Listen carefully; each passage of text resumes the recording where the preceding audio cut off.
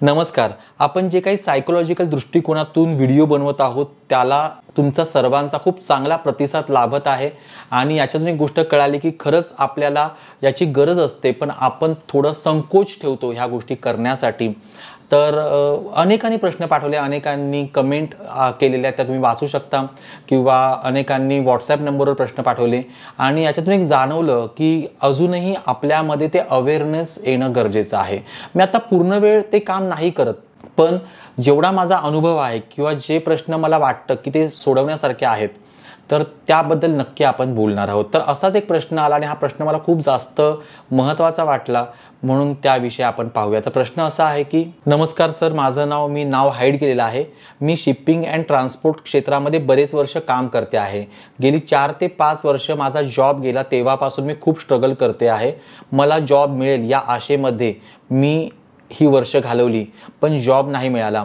एवढ्या वेळात मी अजून काय केलं असतं तर बरं झालं असतं असा विचार माझ्या मनामध्ये येतो, किंवा मी क्षेत्र बदललं असतं तरी चाललं असतं असा विचार माझ्या मनामध्ये येतो आहे.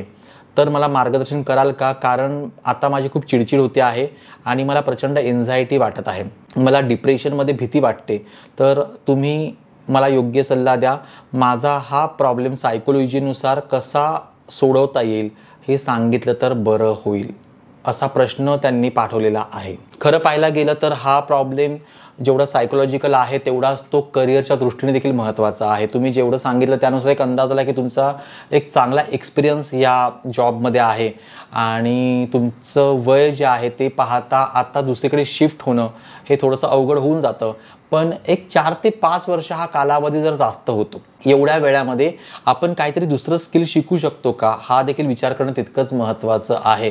माझे एक सर आहेत, त्यांचं एक वाक्य मला खूप आवडतं. ते असं म्हणाले होते की एक मूल जन्माला येण्यासाठी 9 महिने पुरेसे असतात. म्हणजे 9 महिन्यामध्ये त्या बाळाची वाढ होते. तर 9 महिन्यामध्ये आपणही आपलं करिअर बदलू शकतो किंवा आपण काहीतरी वेगळं करू शकतो, आपण त्यामध्ये मेहनत घेऊ शकतो. तर असं जर कोणाच्या वाटेला झालं, असं होऊ नये, पण झालं तर इथून पुढे जी काही परिस्थिती आहे त्यानुसार तुम्ही तयार राहा. तुम्ही जॉब करत असताना काहीतरी स्किल अजून एक शिका की जेणेकरून एका गोष्ट डिपेंड राहता येणार नाही. त्यानंतर आता जॉब जाणं राहणं हा तर खूप असा ट्रॅक आहे या आजच्या युगामध्ये की सांगू शकत नाही. तर त्यावेळेला जॉबमध्ये असतानाच आपण कोणतं स्किल डेव्हलप करू शकतो याचा तुम्ही विचार नक्की करा. पण आपण एकंदरीत तुमची जी चिडचिड वाढलेली आहे किंवा एन्झायटी तुम्हाला वाटते आहे, डिप्रेशनची भीती वाटते आहे, तर तुम्ही डिप्रेशनमध्ये वगैरे जाऊ नका किंवा जाणार नाही. कारण की तुम्ही काही स्टेप्स फॉलो करा. त्यात आपण पाहूया. पहिली स्टेप की तुम्ही सरळ लिहायला सुरुवात करा की मी कोण आहे आणि मी काय काय करू शकते. आपण वारंवार एका गोष्टीचा उल्लेख करतो, आधीच्या व्हिडिओमध्ये पण केला आहे, CBT आणि REBTचा. ह्या इंटरनॅशनल लेवलवरती प्रूफ झालेल्या सायकोथेरपीज आहेत बेसिकली. तर याच्या माध्यमातून आपल्याला आपला प्रॉब्लेम सॉल्व्ह करता येतो. फक्त एवढीच अट आहे की तुम्ही प्रामाणिक असणं गरजेचं आहे. ज्या काही स्टेप्स आहेत त्या तुम्ही व्यवस्थितपणे फॉलो करणं गरजेचं आहे. तर जशा तशा फॉलो करणं खरंच शक्य होत नाही, पण त्याच्यातले काही मुद्दे आपण पाहणार आहोत. लिहायला सुरुवात करा की मी कोण आहे आणि मी काय काय करू शकते. आत्तापर्यंतचा तुमचा अनुभव, तुमचं शिक्षण, तुम्ही ज्या ठिकाणी जॉब केला त्या ठिकाणी तुम्ही काय काय काम केलेलं आहे, त्याच्या व्यतिरिक्त तुम्ही काय काय काम करू शकता, हे सगळं तुम्ही लिहायला सुरुवात करा.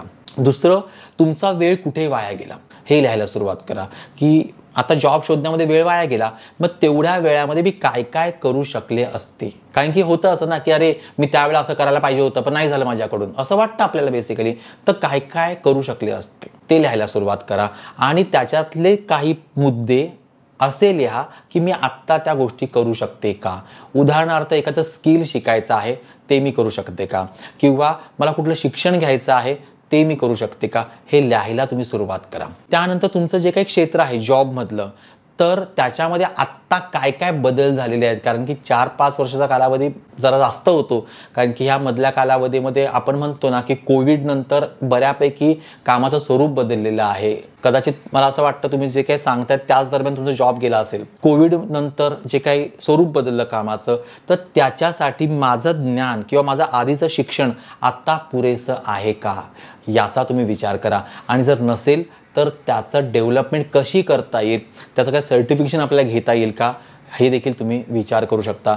माझ्याकडे अनेक असे व्यक्ती मी ज्यांना पर्सनली ओळखतो की जॉब गेलेला आहे, पण जॉब गेल्यानंतर ते शांत बसले नाही, त्यांनी काही ना काहीतरी सुरू केलं. आणि होतं असं की आपण जेव्हा चाचपडतो तेव्हाच आपल्याला काहीतरी सापडतं. आपण जर शांत बसलो तर आपल्याला काहीच सापडत नाहीये. तर त्यामुळे तुम्ही त्या गोष्टी लिहायला सुरुवात करा. स्वतःला वारंवार प्रश्न विचारा, माइंडफुलनेस मेडिटेशन करा. याच्यामध्ये डोळे बंद करून आत्ताची सिच्युएशन काय आहे आणि मला आत्ता कसं बाहेर पडता येईल हे स्वतःला प्रश्न विचारा, या युनिवर्सला प्रश्न विचारा, स्वतःशी प्रामाणिक राहा आणि तुम्ही फुल कॉन्फिडन्सने तुमचा रिझ्युमे तयार करा.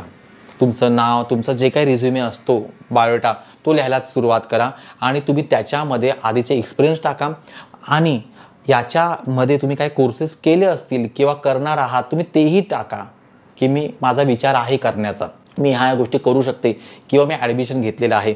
आजचं युग खरंच सांगतो खूप छान आहे, कारण की आपल्याला खूप कमी दरामध्ये किंवा कमी फीजमध्ये आपल्याला अनेक कोर्सेस ऑनलाईन अवेलेबल आहेत.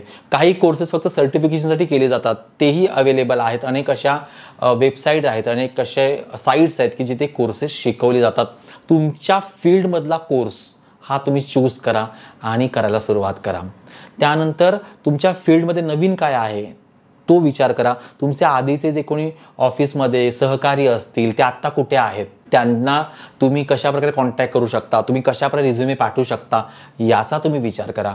बघा, विचार करणं आणि यापेक्षा विचारांनी कृती करणं या दोन गोष्टी भिन्न आहेत. आपण फक्त विचार करत बसतो कसं होणार कसं होणार कसं होणार, पण त्याच विचारांनी जर आपण कृती केली तर ती गोष्ट 100% यशस्वी होते असं मला वाटतं.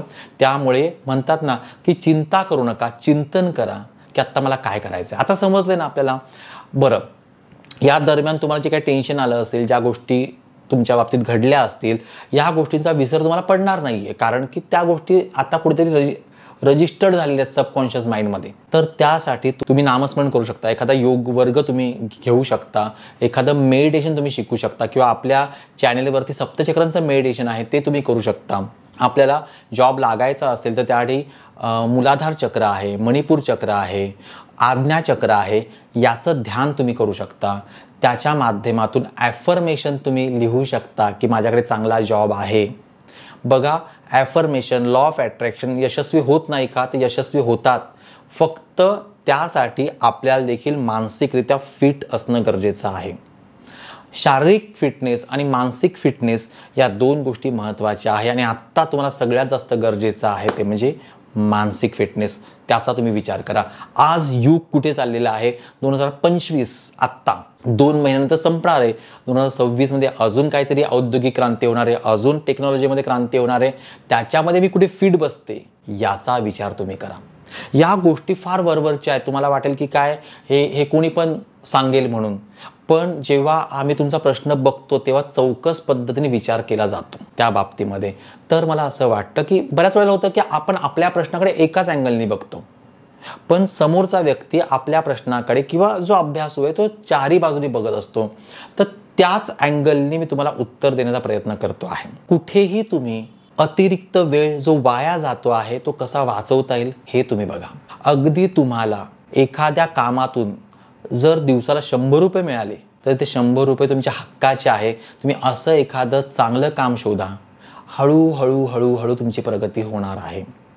बाकी तुमचं एकंदरीत वैवाहिक जीवन आहे किंवा तुम्ही बॅचलर आहे त्याबद्दल तुम्ही काही लिहिलेलं नाही आहे. त्यामुळे तुमच्या कुटुंबासाठी तुम्हाला काम करायचं आहे आणि यासाठी तुम्हाला फिट राहायचं आहे. हा विचार नक्की तुम्ही करा आणि जॉब लागल्यानंतर कमेंट नक्की करा. या काही गोष्टी आहेत, बेसिक आहेत. आपण ॲडव्हान्समध्ये पण जाऊ शकतो, पण त्याची आत्ता मला गरज वाटत नाही आहे. एवढ्या गोष्टी आता इनफ आहेत. तर तुम्हाला ऑल द बेस्ट. दिनांक 15 आणि 16 तारखेला आपला मनी मॅनेजमेंट ह्या विषयावरती 2 दिवसाचा एक वर्कशॉप आहे आणि पैसा हा सगळ्यांना आवडता आणि प्रत्येकाचा जिव्हाळ्याचा विषय आहे. त्याचं मॅनेजमेंट कसं करायचं पारंपरिक रूपातून आणि आधुनिक रूपातून याविषयी आपलं वर्कशॉप असणार आहे. तर दिवाळीच्या शुभ मुहूर्तावरती पैसा कसा वाचवायचा, पैसा कसा वाढवायचा याविषयी तुम्हाला इंटरेस्ट असेल तर ह्या क्रमांकावर संपर्क करा. तुम्हाला याविषयी अधिक माहिती मिळणार आहे. आजचा प्रश्न जो आहे याबद्दल तुम्हाला काय वाटतं, तुमचं पण काही मत आहे का हे तुम्ही कमेंट करून नक्की सांगा. न जाणो तुमच्या मतानुसार त्यांना मदत मिळणार आहे. आणि ज्यांनी प्रश्न पाठवलेला आहे त्यांना मी सांगेल की सगळ्या कमेंट तुम्ही वाचा आणि स्वतःचा प्रॉब्लेम सॉल्व्ह करा. भेटा पुढच्या व्हिडिओमध्ये. हा व्हिडिओ तुम्हाला कसा वाटला नक्की सांगा. ज्यांची अशी समस्या असेल त्यांच्यापर्यंत हा व्हिडिओ नक्की पोहोचवा. धन्यवाद.